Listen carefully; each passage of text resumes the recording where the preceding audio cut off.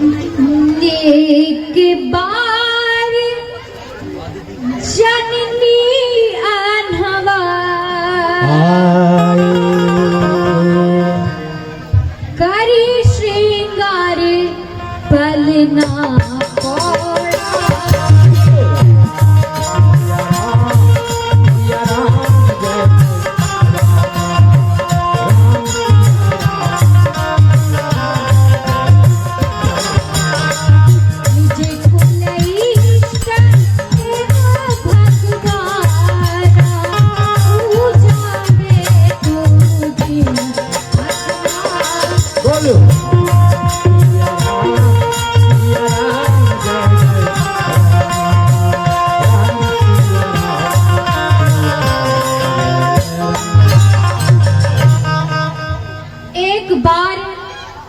माता कौशल्या ने बालक श्री राम को स्नान कराया और श्रृंगार करके उन्हें पालने में लिटा दिया।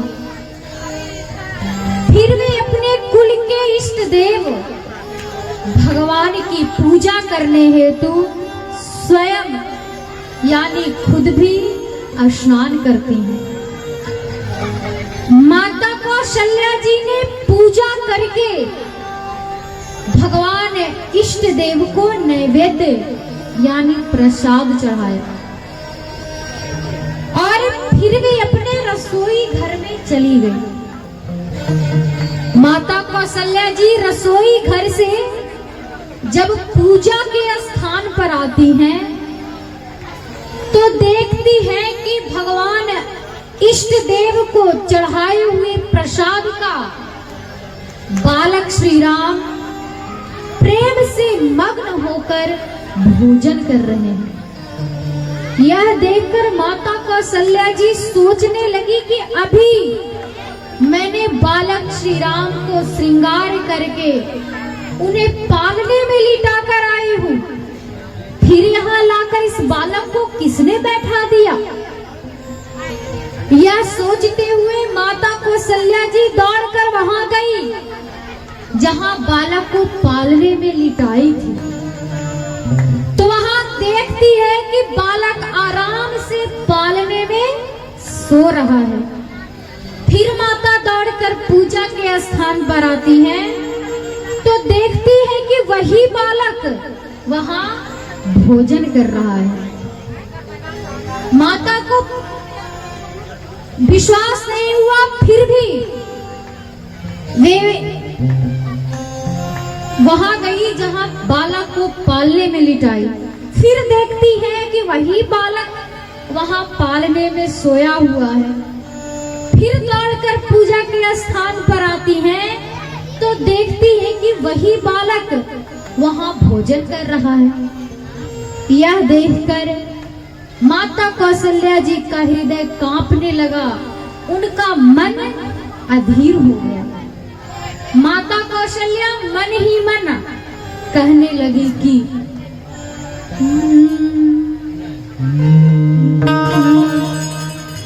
इहा उहा तुई बालक देखा मति भ्रम मोर की आन विशेष। बोलो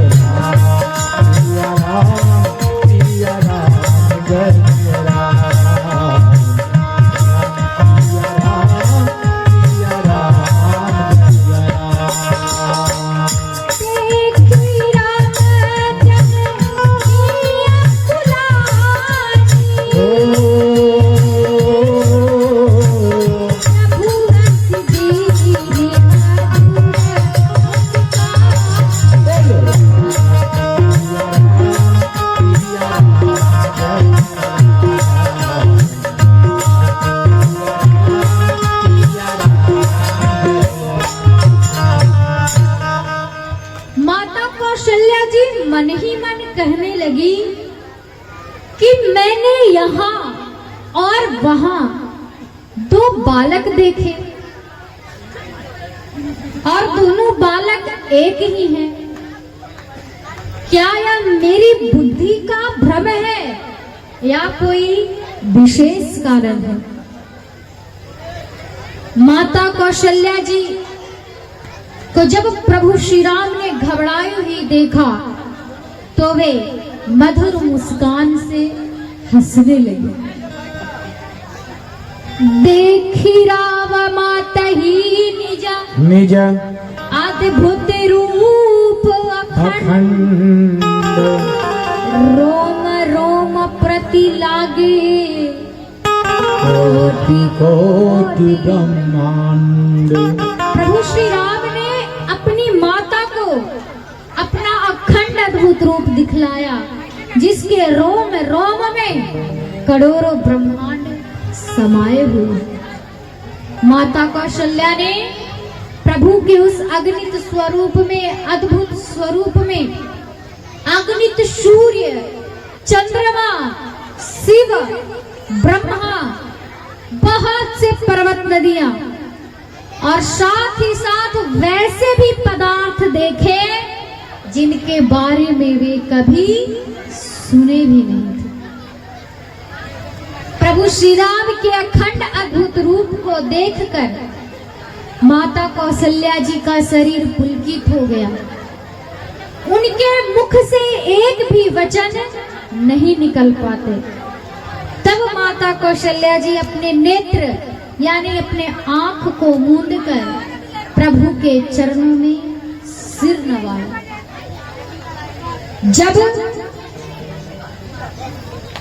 प्रभु श्री राम ने माता को आश्चर्यचकित देखा तो खरारी यानी खर राक्षस को मारने वाले प्रभु श्री राम फिर से बालक के रूप में आ गए।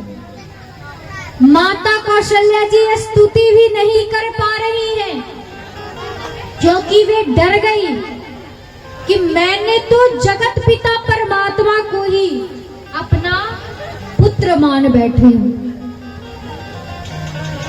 और तब